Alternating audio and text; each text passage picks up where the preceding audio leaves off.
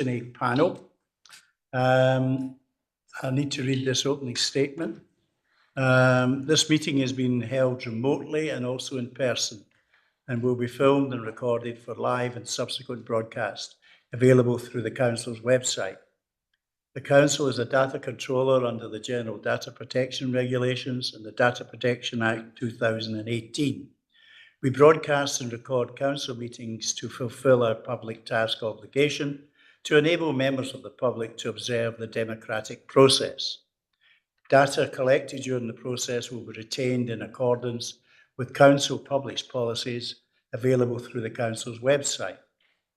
Members of the Council are reminded that should follow the Council's established meeting protocols, including around the use of the chat facility, and the comments made in the chat facility are visible to all participants in the meeting, which may include members of the public who have also received invites to the meeting.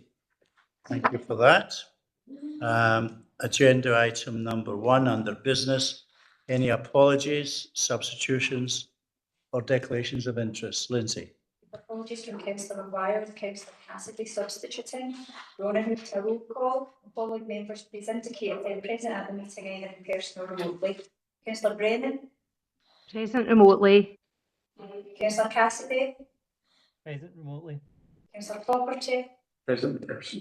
Councillor Crowther. Present remotely. Councillor Daisley. Present remotely. Councillor Law. Present remotely. Thomas Mackenzie. In the chamber. Councillor Moran. In the chamber.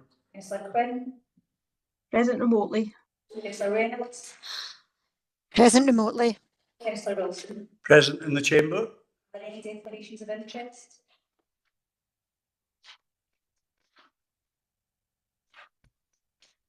Thank you very much. We'll move on to performance management and agenda item number 2, Police Scotland Performance Report. Chief Inspector Doherty, welcome. Good afternoon and thank you, Convener. To start off, I give my apologies to Chief Superintendent McCready. Should have been at this meeting this afternoon, but he was told away just the last couple of hours for other business at an executive level, so he sends his apologies. Before I present the police report, I'd like to highlight our collaborative efforts in planning for recent protests in Inverclyde. Although we did not face any significant unrest, it was one of the busiest periods I've encountered. I want to reassure the community that we have proportionate policing plan in place for future protests and extend my thanks to all officers and staff involved and all the partners involved as well. Everyone was very professional and dedicated to keeping Inverclyde safe. I now present the police report, which covers the period to the end of June 2024. Whilst I won't rehearse the full report, as always, members will note there are some positive outcomes, but equally there are some challenging areas for the police and partners. Policing demand. I am pleased to share that recorded crimes and offences have decreased by just over 13% in the past year, totaling just over 13,500 incidents. This decline reflects a broader national trend in Scotland. We've also seen a 60% reduction in overall police incidents, down to just over 4,500. This drop is partly due to fewer silent 999 calls, indicating that our technical solutions are effectively reducing accidental emergency divers. Despite this positive trend, we're noticing increased demand in areas such as theft, domestic issues, and police information requests. These emerging challenges highlight that while we've made significant progress, there's always work still to be done. We're actively collaborating with partner agencies to address these concerns and approach with effective responses. In regards to violence, well, we've made progress in many areas. Violent crime in Inverclyde has increased slightly compared to last year, mainly due to the rise in common assaults. However, serious violent crimes, including robberies, have decreased, and Inverclyde's violent crime rates remain below the national average, which is good. Our detection rate of violent crime has stayed steady, despite the challenges of investigating incidents that often occur in private spaces like personal homes. Officers are specially trained to navigate these complex cases, especially those involving domestic abuse. I'm also pleased to report a significant reduction in weapons offences, thanks to proactive work in local schools and communities. Programmes like No Next Better Lives have played a key role to this success.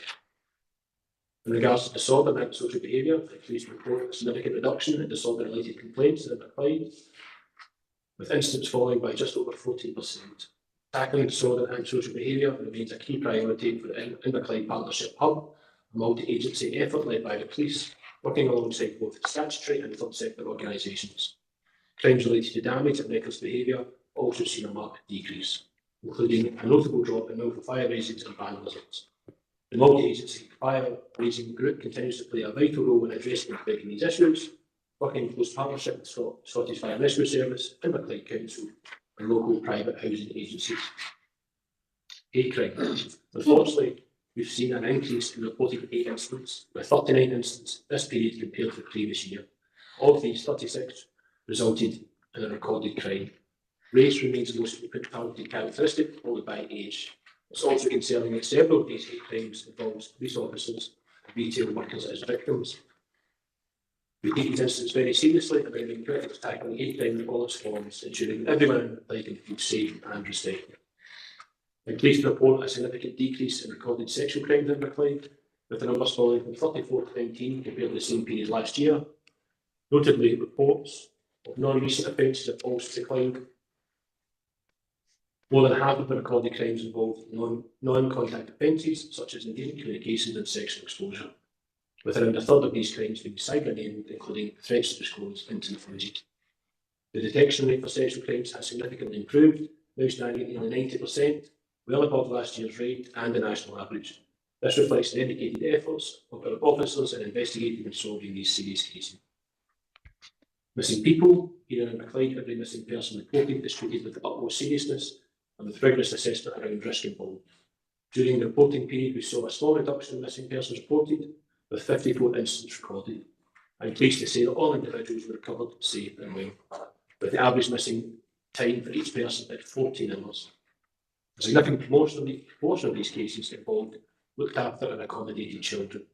The introduction of the Philomena Protocol, alongside national guidance, and the appointment of a dedicated missing persons coordinator have been instrumental in reducing these numbers. Domestic abuse. Supporting victims of domestic abuse remain one of our highest priorities in Renfrewshire and Inverclyde.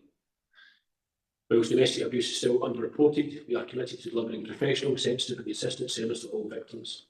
For this year's period, recorded domestic abuse incidents in Inverclyde rose by 22%, although caution is advised when comparing these figures due to recent changes in how these incidents are recorded. The MITAC and MARAC process continues to provide vital safeguarding to victims, providing tailored support, assessing risks, and ensuring accountability across all agencies involved. Acquisitive crime. This year we've seen an 18.5% rise in crime and dishonesty, driven largely by a sharp increase in shoplifting, which now makes up over half of all acquisitive crime offences. Repeat offending is a major factor, with 5 individuals responsible for more than a quarter of all shoplifting crimes in Inverclyde. And alcohol theft is particularly common. In response, our partnerships, preventions and interventions unit, along with community policing, are actively working with local businesses to tackle this issue. We've implemented exclusion zones for repeat offenders and used the radio link system to enhance communications. Our officers are also collaborating with Retailers Against Crime and have hosted public engagement sessions to raise awareness around theft, fraud and online safety. On a positive note, other crimes of dishonesty like common theft, fraud and housebreaking and vehicle theft have all significantly decreased. Our detection rate for acquisitive crime has improved to 50%, well above both last year's rate and the national average. Drugs deaths. During this reporting period, we sadly recorded 5 suspected drugs deaths. Where we await toxicology results, it appears that substances such as cocaine, heroin and ecstasy may have played a role. Inverclyde Police are committed to addressing drug-related issues through various initiatives. This includes delivering educational programmes to schools and actively targeting the supply and distribution of controlled drugs within our community. Road safety. I'm pleased to report a significant decrease of 38% in road traffic casualties in Inverclyde for this period. We have no road fatalities, a reduction in both serious and slight injuries. Importantly, no children with serious injuries were recorded on our roads, which continues a positive trend we've had. We've also seen a notable drop of nearly 45% in road traffic offences, aligning with national trends. Our officers are actively using community intelligence to conduct proactive street checks and address local concerns. Support from Road Policing Unit and the West Safety Camera Unit was committed to maintaining road safety through collaborative multi-agency approaches. And lastly, I'm delighted to update the committee that recruitment of police officers recommenced within Police Scotland at the start of the financial year. And locally, we have seen 8 new probationers join the division from the start of September, and a further 21 probationers will be joining K Division before the end of the year. Again, this concludes my report, and I'm happy to take any questions. Thank you, Chief President. How many officers are joining before the end of the year? 20? 21. 21. How many of those will you get here in Inverclyde? I'd hope to get probably 7 or 8. Right, good. Does that compensate for those who've kind of left? We're trying to keep up with those who are leaving. I don't have the exact figures for you, but we're doing our best. Well, this is the biggest recruitment drive in Scotland that had since its conception. No, it's very welcome. It really is very welcome. Thank you for that report. I think overall it's an encouraging report with total crimes down. Could I just ask one thing from the meat of the report? You mentioned the West safety cameras, the statutory speed cameras. It'd be helpful at a future meeting to have some statistics on how successful they've been. I certainly know of one at Dubbs Road and one at Regent Street, probably more. Could we have those for the next meeting? Certainly, I'll get them. Thank you. I would now like to call upon Councillor Brennan. Thanks very much, Chair, Councillor Wilson. Thank you. And thanks to Inspector Doherty for that report. Okay, yeah. Oh, it's fine. Okay. Yeah, so I think just to, and oh, sorry, I know it sounds a bit funny to me, but yeah, sorry. Thanks, Inspector Doherty, as well, for your comments at the start about the robust sort of community-based, really collaborative response to the threat of riots, because thankfully we didn't see that come to fruition in Inverclyde, but that's not to say that a lot of groups and communities and individuals were left feeling quite unsafe and fearful of being targeted because of religion and race. So I'd just like to thank the police for the response to that, and also the message that came out really clearly saying that if that's an approach, a thuggish approach that anybody was thinking of bringing to Inverclyde or taking here, that there would be absolutely no place for it in our community. So thanks for those words. I think I just wanted to say as well, obviously the section about domestic abuse, there's a comment there about it being underreported, but also the increase. And I take what you're saying about looking at these figures with caution, but obviously we are thinking then there's probably many more incidents than those that were reported. And of course, I think that's welcome, that victims can expect, you know, a professional, sensitive and consistent service. Absolutely, we would expect nothing less. But I think in other sections of the report, I'm seeing a really proactive statement about what we're doing to actually stop certain types of crime happening in the first place. And I just want to get some assurance that that's happening when it comes to domestic abuse. And also just a call for any programmes that are offered within Inverclyde, for example, those offered by partners such as Women's Aid, that people can take them up as much as possible, that if they've got a service to offer. So yeah, it was just to make that statement about those figures and to really ask a bit more about what we're doing proactively to actually tackle that crime rather than responding to it once it's happened. Thanks very much. Thank you, Francesca. I'm not sure who should handle that. Yeah, so David, thank you. So I appreciate your comments around domestic abuse, and you're right, there is a lot of proactive work from the report that would indicate we're doing proactive work in other areas. So why aren't we doing it towards domestic abuse? And in all honesty, we are, but most of that work is done to prevent a repeat victim as opposed to a first-time victim of domestic abuse. And someone that's a victim of domestic abuse, we have a very rigorous scoring system that's put in place to determine the threat around them, and not only the threat at the time, but the future threat that you may be at, etc. And that's when our specialist units, or public protection unit in particular, we bring in the specialist agencies from around about, other partners to get around the table to see what support and help we can give to someone to prevent them becoming a repeat victim. And that's probably where the bulk of the proactive work around domestic abuse takes place. Thank you. Councillor Moran. Aye, thanks, Kevin. Maybe just a clarification, if it's okay. It says that violent crimes have occurred in private spaces such as dwelling houses and flats. Violence occurring in private spaces tends to be associated with unique challenges to the police, with limited investment opportunities, witnesses, CCTV, etc. and fewer opportunities for prevention. While this is challenging, particularly in respect to domestic abuse and violence against women and girls, officers are trained to identify investigative opportunities where possible. I wonder if you could maybe elaborate on that, where is the opportunities appear?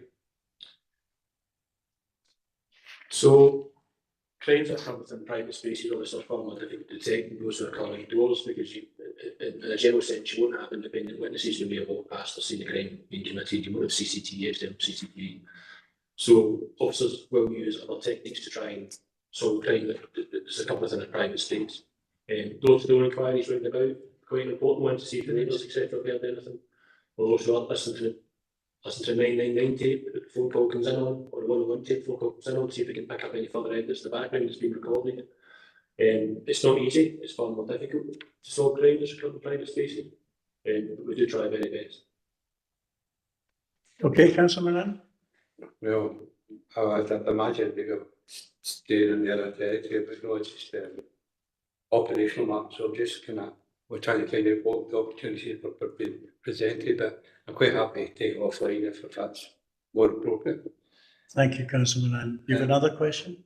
Yeah, no, it's an issue. People, we still get this children's in care, you know, and it's at 25% now.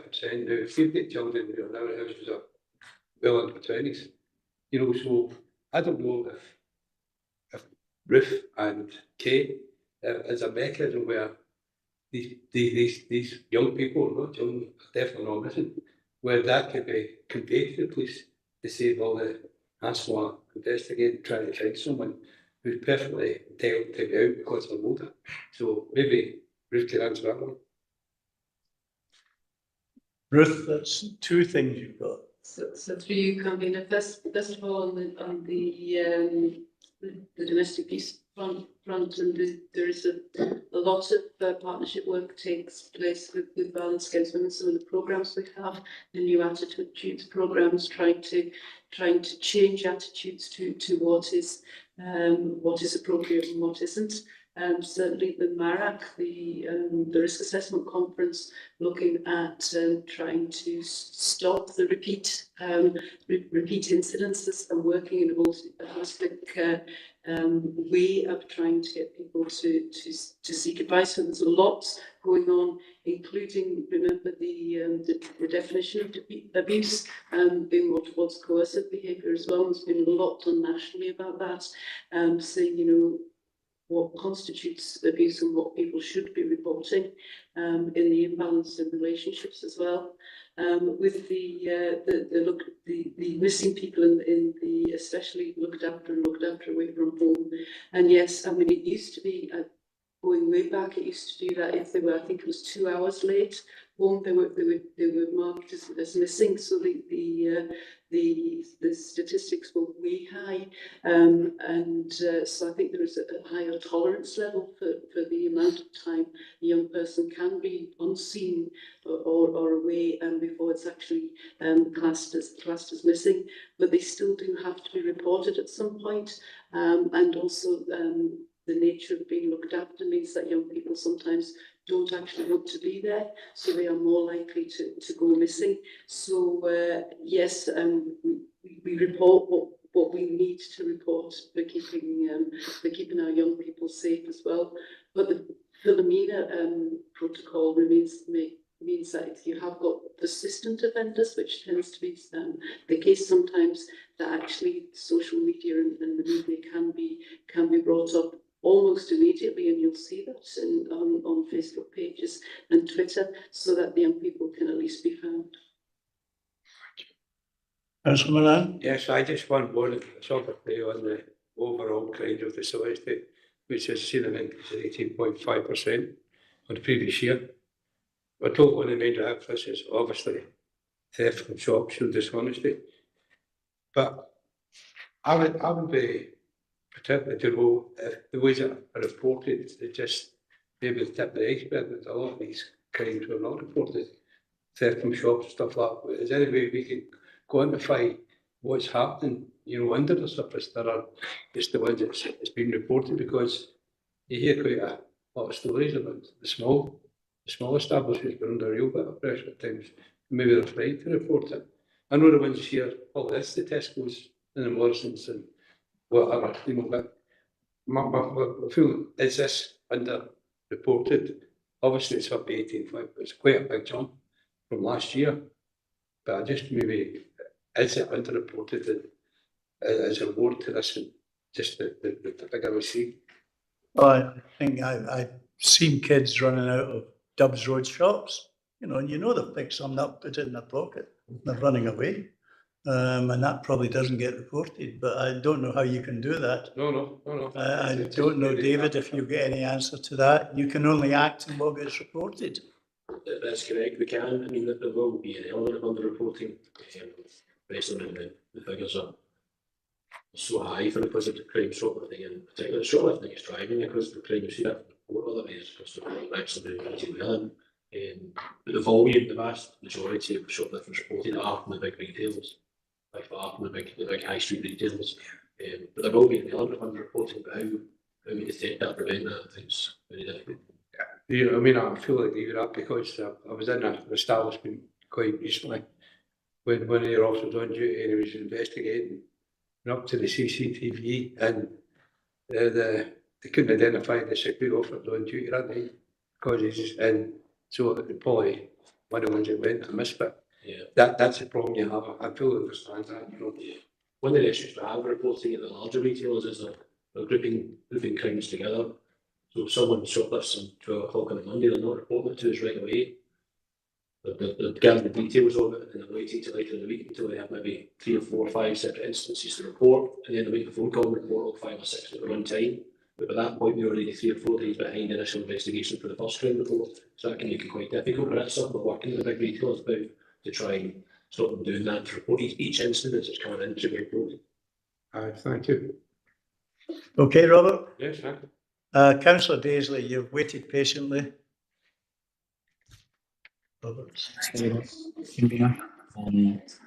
Just on page 5, there was we talked about hate crime, and that seems to be quite a big spike in terms of hate crime compared to last year. I'm just wondering, given that there was new legislation put in place this year from the Scottish Government about hate crime, if there's any correlation between that and the fact that there's been more reports. David? Yes, that's undoubtedly, there will be a correlation between the new legislation that's been brought in and the number of reports. There was, as you know, quite a bit of a media frenzy around the new legislation that's been brought in, and that will encourage people to come forward and report when they are themselves victims of hate crime, when previously they may not have done. Although I reiterate, I think what the Chief Superintendent said at the last Scrutiny Board, that the new legislation brought in hasn't given us any additional powers. All it's done is bring powers we already had from different pieces of legislation dotted about, brought it together under the one power, which makes it far more easier and streamlined to work with. But I've no doubt there will be a correlation between the new Hate Crime Act and the number of reports, yes. Okay, Councillor Daisley? Yeah, thanks, but I just had another question as well, if that's okay. Yeah, that's quite all right. There was a bit of a discussion about the No Knives Better Lives campaign, but just over the last kind of 6 months, I've seen quite a lot of instances of a very particular knife and weapon that's seems to be becoming, for want of a better phrase, popular with people, and it's what you call a Rambo knife, and it's terrifying to look at one of these things. It's exactly as it sounds. It's a big army knife with serrated edges, and it seems to be these things are getting carried more and more. Now, I'm just wondering if that's something that's been is common or not, or it's been noticed or not, or is it an issue? Chief Inspector?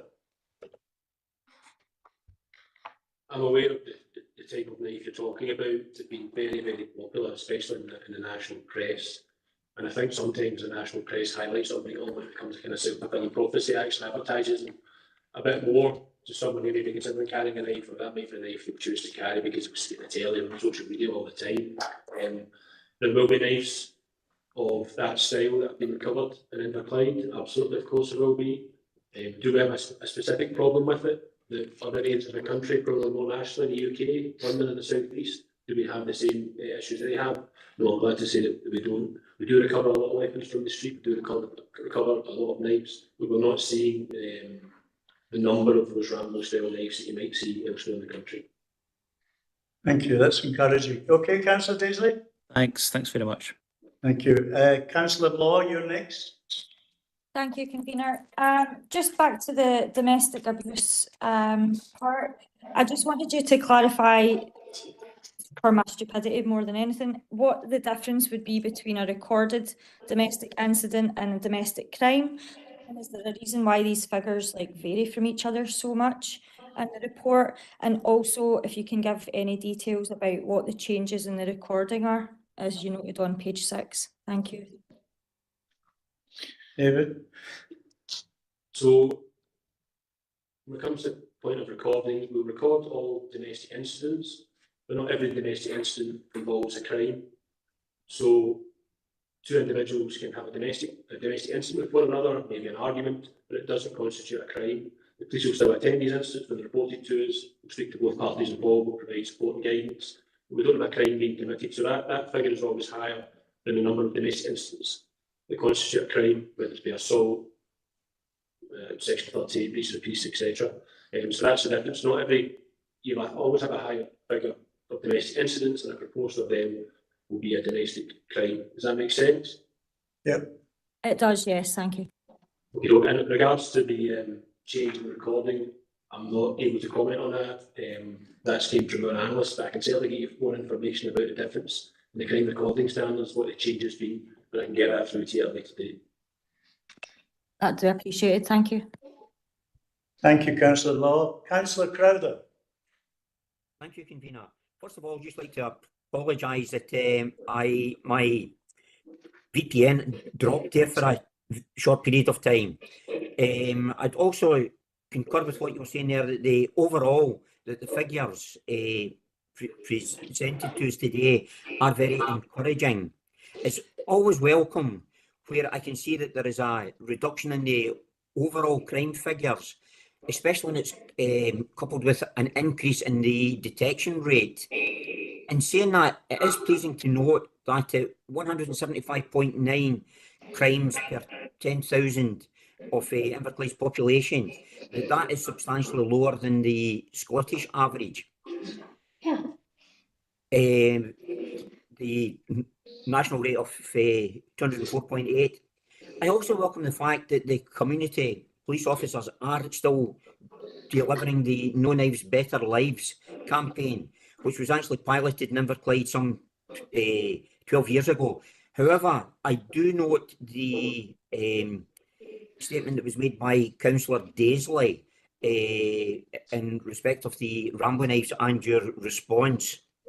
However, what I'd like to kind of focus more on is the drop in the disorder and the anti-social behaviour, and was wondering if that was because there is possibly less youth gatherings, and whether that is a combination of the messages been put forward by the Inverclyde Partnership Hub, or whether the weather that we have had of late has played any significant part in those reductions in figures. I'll let David start, and then I'll call in Rasheen, especially with the community aspect. Yeah, no, thank you very much for your question, Councillor. And the reduction in antisocial behaviour is very, very encouraging. The police can't take credit for that on their own. You're absolutely right to say that as a partnership approach. That's some very good work between all the agencies through the Partnership Hub. In particular, I would give thanks to the community involvement around the issue of antisocial behaviour, and the reports that they submit to the police on a daily basis are invaluable to us when it comes to tackling especially youth disorder, when it comes to antisocial behaviour. That's the kind of intelligence and information that the police and other partners will use on a daily basis to focus their attentions on the areas that matter most. So yeah, without doubt, that is definitely a partnership approach that is hopefully driven that down. Did the weather play a part? It may have done. It wasn't a great summer, but if kids want to go out and cause bother, they'll do it. I don't think the rain will put them off, but Thank you for your comments and around the reduction. That's right, thank you. Rashid, thanks. I think that the Chief Inspector has introduced the hub, which is what I was thinking about from your point of view. Absolutely, and I think the work that goes on at the hub on a weekly basis is invaluable for all partners and for the wider services within Inverclyde Council, not just community wardens, etc. I think the Chief Inspector's right. I think the weather may or may not have played a part. I think over the years that we've seen our young people behaviour around about summer can go either way. I think we had long periods back through COVID where we had really lovely summers, and actually we didn't have a lot of issues with young people because they weren't taking advantage of an odd nice evening. It was nice virtually every single day, so they're out with their friends, enjoying the nice weather, and we didn't really have any major issues in the community. This year hasn't really been, the weather hasn't been great at all, and yet actually we don't really haven't had any particular issues of note. So I'm not entirely sure. I'd like to think there was a correlation with the weather, but I don't really think it's that. I don't know what it is this year. It seems to be a different feel about the place, and thankfully we've not seen particular issues involving the young people in our communities, which we're very thankful for. I think there are other issues which are on the community, but again, there's significant action plans in place to actually deal with that type of antisocial behaviour. Thank you, Eugene. You okay with that, Councillor Crowther? Yes, I'm quite happy with that, thank you. Councillor Clockerty. Councillor Brennan's had a go. Okay, thank you, Convener. You haven't. Yeah, and thank you very much. Can I bring you to page 9, which is the complaints against the case? I mean, it's fantastic that no one is able to follow a great politics increase, nearly 90%. I've said the field safety earlier, like that applies to confidence in the place as well. But am I right to look at your table and to see on the complaints against space that assault and excessive force have increased quite a lot? Am I reading that all right? Is that indicative of a wee issue there in the crowd policing, or is it just a wee one-off? Because I know that the numbers are still very low, and I understand that, but we're looking at it here from a scrutiny panel's point of view. If I'm reading it right, it looks as if assault complaints and excessive force complaints have increased in the first 6 months of the year. So I just want to know if that, we're talking about new probationers come on, it's a training issue, but I think for us, the scrutiny panel, it's only right that we look at these type of things as well to see if there is any issues within Inverclyde police force. Chief Inspector. No, absolutely, you're completely right. Just for you to ask about these issues. I don't think there is an underlying issue when it comes to police complaints. I think this thing's probably more of a statistical. It's the figures. The figures are very low previous year to date. Excessive use of force, one complaint, excessive use of force. I would expect it to be more around the 6 or 7 mark, which is where it is this year. And assaults as well. For there only to be 2 complaints the previous year of assault against or by the police. I think that's also very, very low.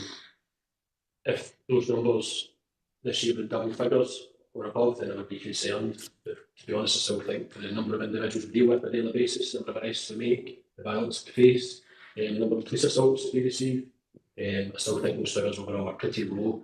And I can imagine probably below the national average for an area like this as well. So I'm quite content. Okay, Councillor. You're happy with that? Good.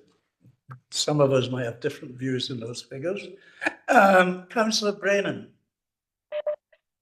Through you, Chair. I might have had my chance, but you didn't come back to me afterwards to check if I was happy with the response.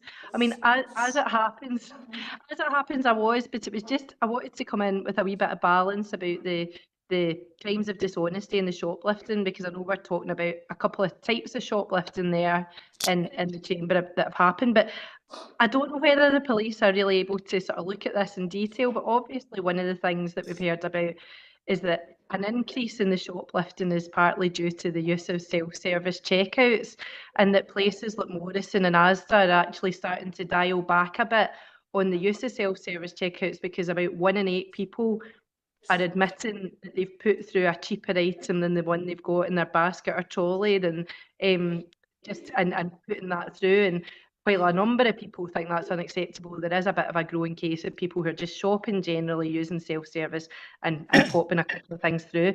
I'm sure that no one in Inverclyde tends to do that. I'm sure that's not what's happening, but it is a kind of issue nationally. It was just to get a bit of balance about what we think of maybe as a shoplifter is actually not necessarily the case.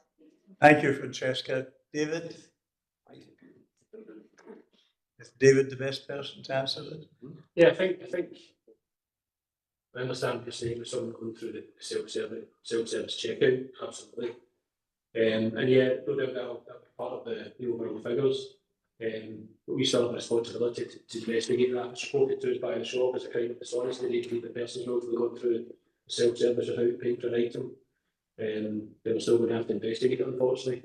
Quite possibly when we do get to the end of it, find the person involved, it may turn out to be a genuine mistake, in which case we can then backtrack on that to some extent. But everything that's reported does, it becomes to because the crime does get investigated. Thank you, David. Francesca, are you happy with that answer? Thanks so much for checking. I am. I apologise for not bringing you in previously. Councillor Cassidy. Thank you, Chair. Chief Inspector, my question is about dirt bikes. The last couple of months I've been visiting a number of our community councils in my role as community council champion, and there seems to be a recurring theme across sections of Inverclyde of a problem with these dirt bikes and the contribution to antisocial behaviour. And there seems to be a bit of a perception that Police Scotland aren't doing anything to tackle this issue. Now, I understand that there's a dedicated off-road resource that Police Scotland divisions can request assistance from. So my question, I appreciate you might not have these figures. Just going to me, so I couldn't make that out. No, it's a difficult. I haven't heard of But times has Councillor Cassidy, it's fine. you come through very unclear. Perhaps you could direct that question to the Chief Inspector by email after the meeting. Yeah, that's fine. Well, talking about dirt bikes. Have you got the gist? Yeah, so dirt bikes, big issue, we recognise that absolutely. Also very difficult from their point of view to combat, just by the nature of them. They're quite fast, they disappear quite often before we can even get there. But we are putting a plan in place. Last weekend we had an action plan in and around the area of Cemetery, Greenock Cemetery, in regards to dirt bikes.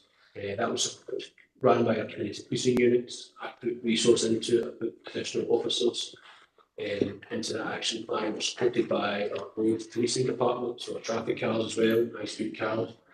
We had limited success around it. Again, we still weren't quite quick enough to get to the areas once the reports came in. The geography itself, Greenock Cemetery, I have put a request in to have the gates closed at night. Most of the dirt bike activity in the cemetery is taking place at night. Difficult to get in there to combat that. If the gates could be closed in the evening, that would negate that completely. Dirt bikes would have to go somewhere else. They couldn't use the cemetery as a playground, if you like. And I'm looking to run another action plan, another operation to combat dirt bikes. But this time I'm hoping to bring out specially trained officers from our aviation unit. So hoping to put drones in the air that are quicker than we are, travelling from point A to point B to try and trace who it is that's trying to break these bikes and who's involved. So that takes a bit of there's a bit of preparation to go on about that. Risk assessments have to be put in place. I'm hoping to have that in place in the next month or so. So that'll be a good weapon to use to combat them. What I would say is, I think in the last month we've seized 3 either dirt bikes or quad bikes off the street, put this out on social media. So we are making progress. It is slow, but I do completely recognise the council's point. It is an issue.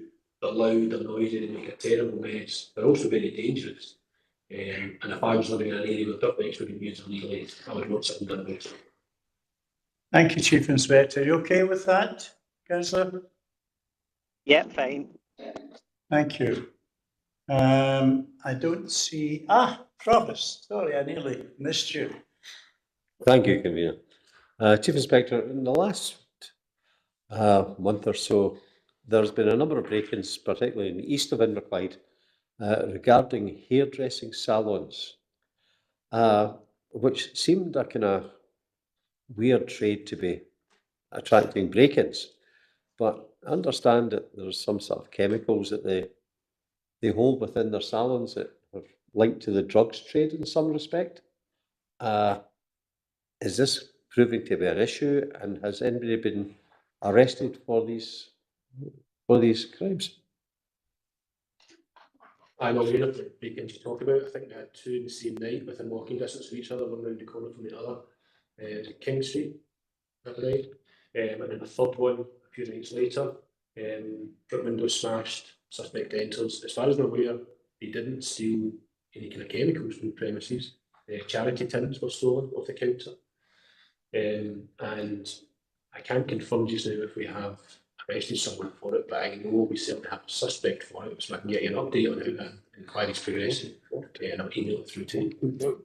Thanks. Okay, Travis?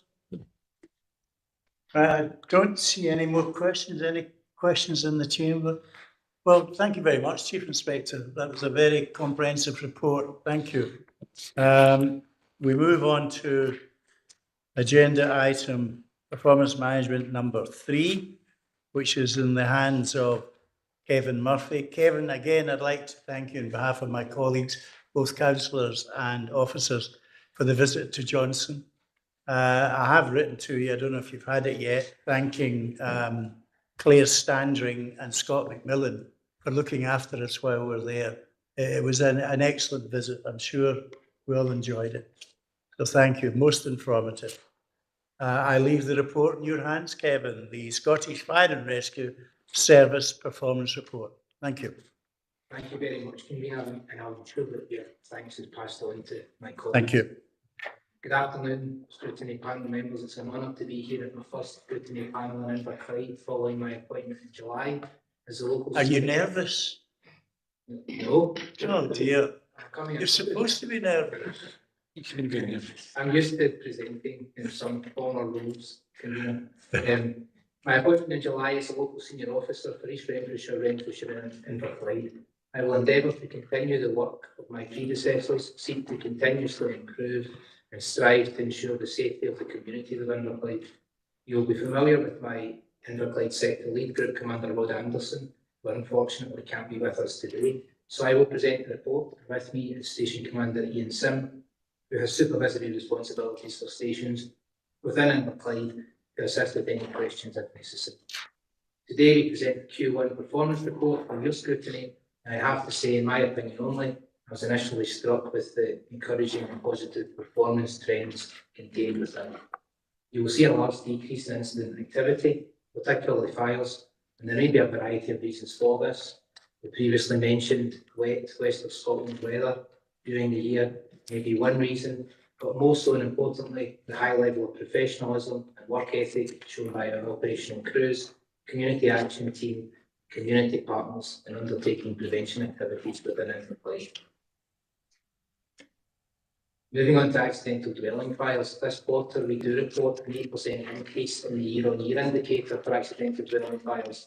However, this percentage increase equates to an increase in incident numbers of 1. Going from 12 in the same period last year to 13 this year, so relatively low numbers, with the 3-year average indicator for accidental dwelling fires for this quarter showing a decrease of 12% in line with trends. Cooking appliances remain the leading source of ignition in accidental dwelling fires in Inverclyde.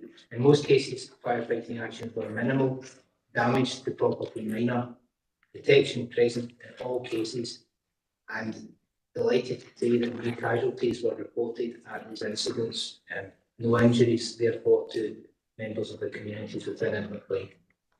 Our crews and community action team continue to work with our partners to identify high-risk individuals within our communities and continue to prioritise home fire safety visits through both our website and referral pathways.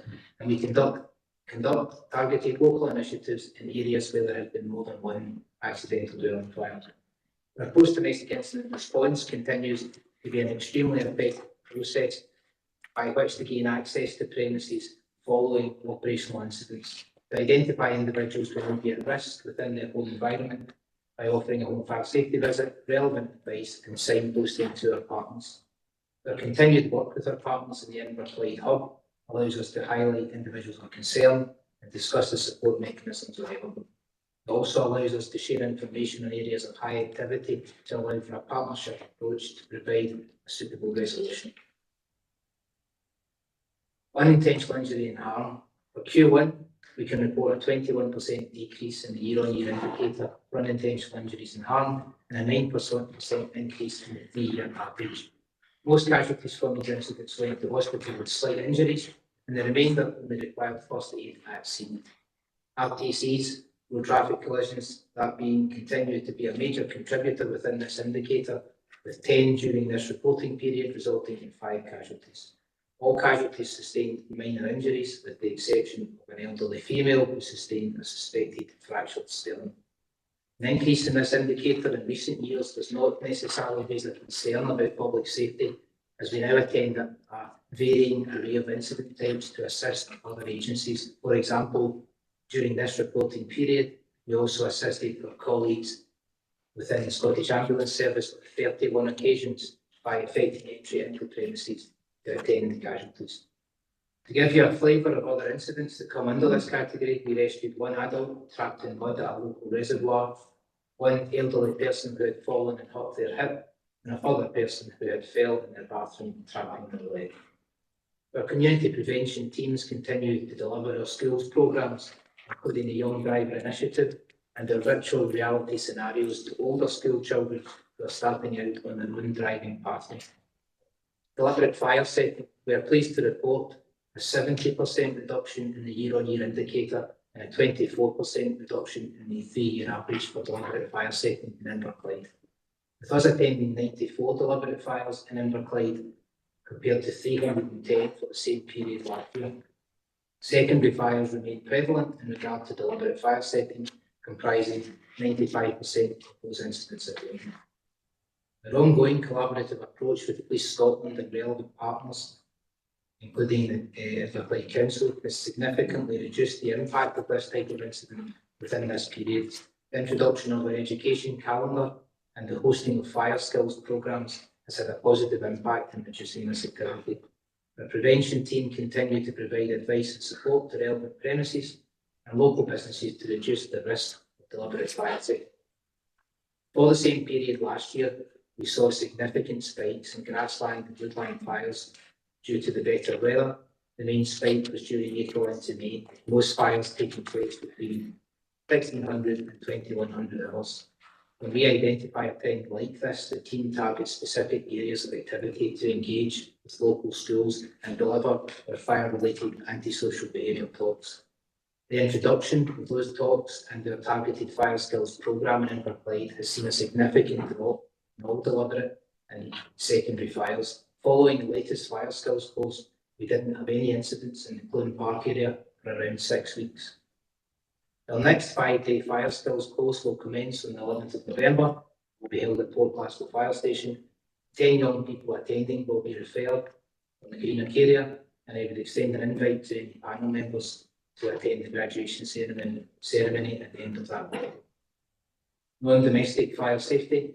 This quarter, we are pleased to report a reduction in both performance indicators for non-domestic fire safety. The year-on-year indicator shows a 75% decrease and the 3-year average of 42% reduction. Q1 saw a single fire at a non-domestic premises compared to 4 incidents in the same period last year. That fire was deliberate in origin and set within a stand at the Ravenscraig Stadium. The premises had minimal damage. The premises was subject to a post-fire audit where the duty holder received support and guidance from our fire safety enforcement team to avoid a reoccurrence. Unwanted fire alarm signals. We are again pleased to report a reduction in the indicators for unwanted fire alarm signals this quarter. The year-on-year indicator shows a decrease of 64%, and the 3-year average a decrease of 10%. Hospital and medical care facilities remain the most common premises for this type of incident, followed by nursing and care homes. UFAS incidents comprised 12% of all incidents attended by SFRS this quarter, compared to 14% in the same period last year.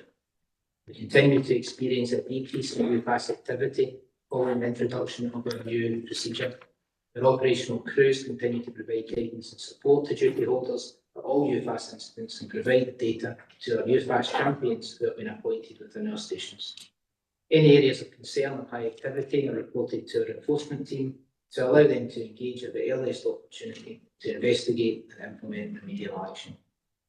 Chair, this concludes my report on Q1 performance. Thank you again for the opportunity to present it, and myself and Ian will be happy to take any questions you or the panel members may have.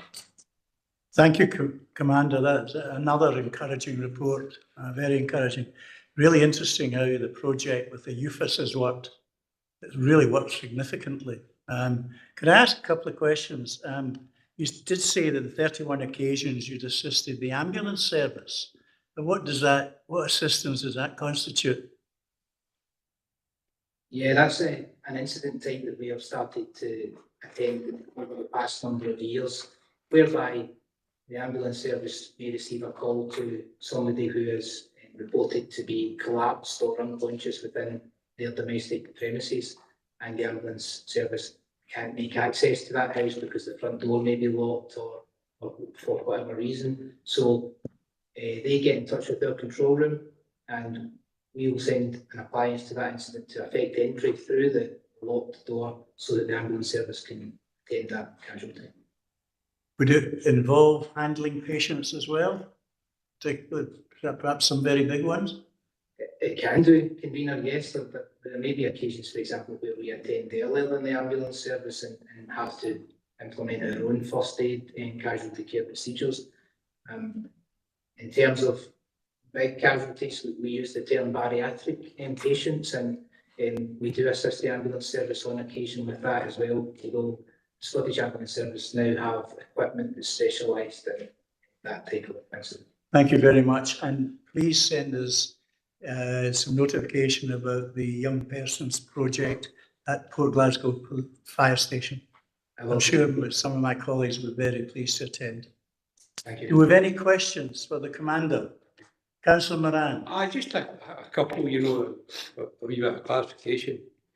I like your chart, your pie chart, and it's saying non-fire casualty reward share, and Inverclyde North was 55%, so kind of wonder what you mean by that, non-fire casualties. So, yeah, thank you for your question. That page relates to unintentional injury and harm incidents, which are non-fire incidents. So the 55% for Inverclyde North is the percentage within that ward where people did receive the injuries listed on the right-hand side of the page in terms of bruising, cuts, lacerations, etc. So that's casualties at incidents like road traffic collisions, etc. Right, okay. We returned, to say that, the actual drone fires, there was nothing in Inverclyde South. Dilbert Fire Award, Inverclyde South, 30%, which, okay. But the one that I'm asking about here is the non-domestic fire award share, and you've got Inverclyde South, 100%, and never a single award, nothing. So are we saying that every non-domestic fire award happened in Inverclyde South, nothing in any of this? Yeah, that's correct. There was only one incident and it happened in that way. That was the incident at the Ravenscraig Athletic Stadium. So that's only one you had. Right, thank you. Okay, Councillor. I put pie charts, so I just asked the question. Do you want another one? You had 3 the last time. No, I'll let my colleague come in. I'll take Councillor Crowther. He was in before you. Councillor Crowther. That's fine, thank you, convener. On page 17 of the hard copy, which will be page 7 of the soft copy, I noticed there that water rescue is marked up as 0%. Yet I am aware of a rescue of a young child at Cove Reservoir number 2. That's the upper reservoir, and which had been drained for maintenance purposes.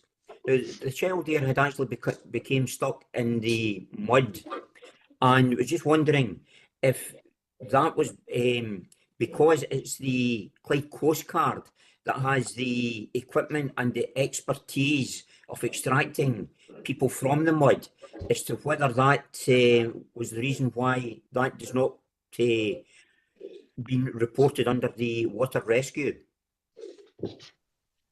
Commander. Yeah, thank you, Councillor. That would be correct. We obviously didn't use our water rescue resources at that incident, so it wouldn't be classed as a water rescue for ourselves, especially if the reservoir had been drained and there was no water. It wouldn't fall within the parameters of what that emergency activity would be for us. Okay, Councillor Crowther? Yes, that's fine. I thought that was the reason behind it. Thank you. Any more questions? Councillor Clockerty? Yeah, thanks. Can I just reiterate what you said yourself? Convener, the extremely positive report, very positive report, and everything points a good way in a good direction. My question is probably just what's not in the report. We've questioned that this scrutiny panel in various points in the past about fire station numbers. So we've heard from the police today about new commissioners coming on board in Inverclyde, and the idea of we're fully manned in Inverclyde, which is very good. We're always conscious of our fire people, which we see as our best insurance as we have, and loyalty. If there's never any fire whatsoever, we're still quite happy to have a fire there as that assurance. Can you give us that assurance that in this quarter anyway, going forward, that you're still well resourced in Inverclyde and you still feel able to cover every area and every aspect of it, i.e. the high flats, high towers we've got, the water we've got, cruise ships we've got, are you content? Can you give me that assurance that you are manned to, or you have got the personnel to say that you're happy with in that area? Yeah, thanks for your question, Councillor, and I can give you that assurance that we ensure that there's suitable resources and personnel in position 24 hours a day, every day of the year. We do have the specialist height vehicle as well within Greenham Fire Station, which covers the high rise aspect of the type of incidents that you have.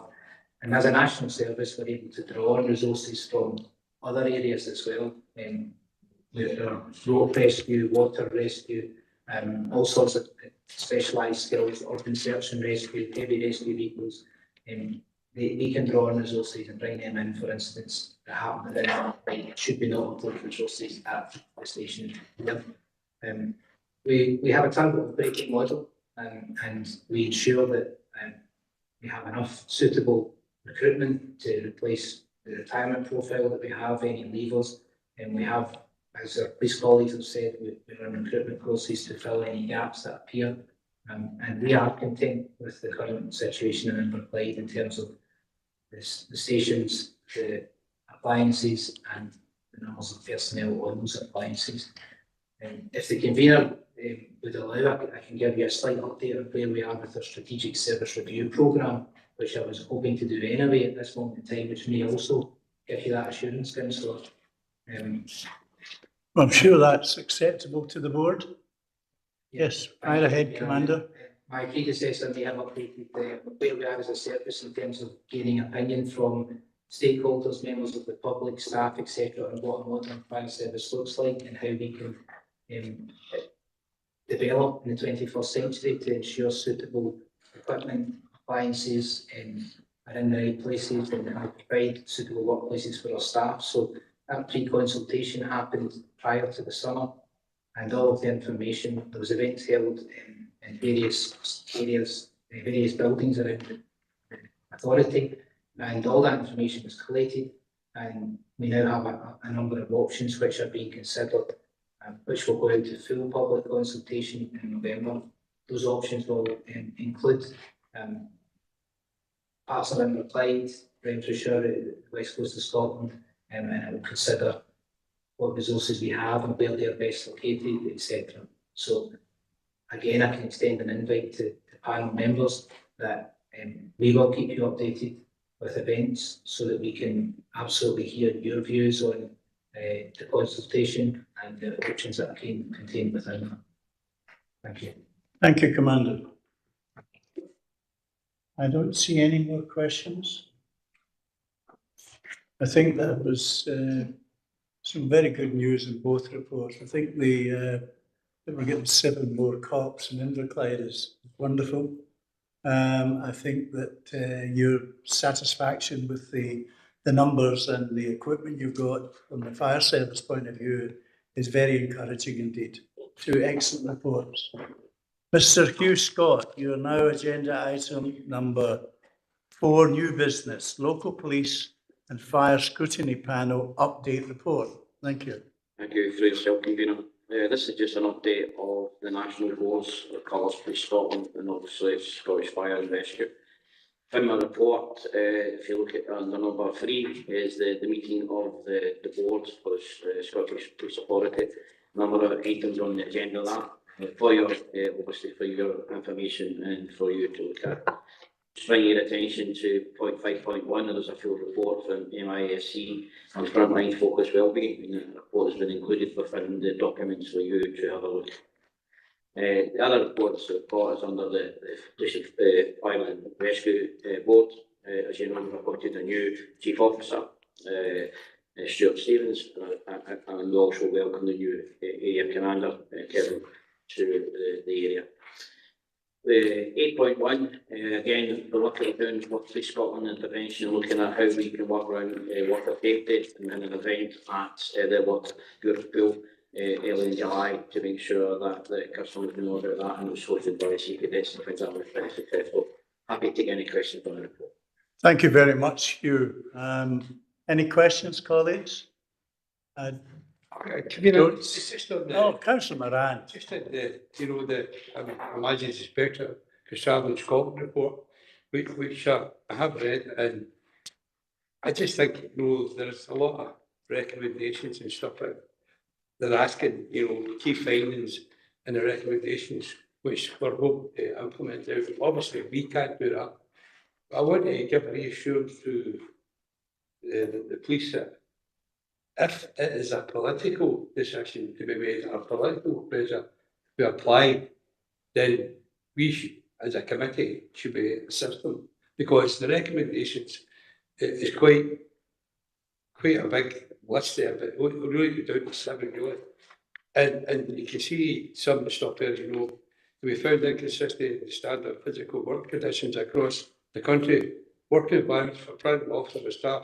In some cases were specifically lower in the standard regional corporate functions and specialist divisions. Now, that should be everyone who works for Police Scotland should be actually the same facility, same everything. So if there's anything that we can do to help, I'm not going through them all, but the key findings are all there and the recommendations are there. So what I'm saying is, if we have a look at this, and if then we can assist with and make representation to the Cabinet Secretary, I think we should be doing it.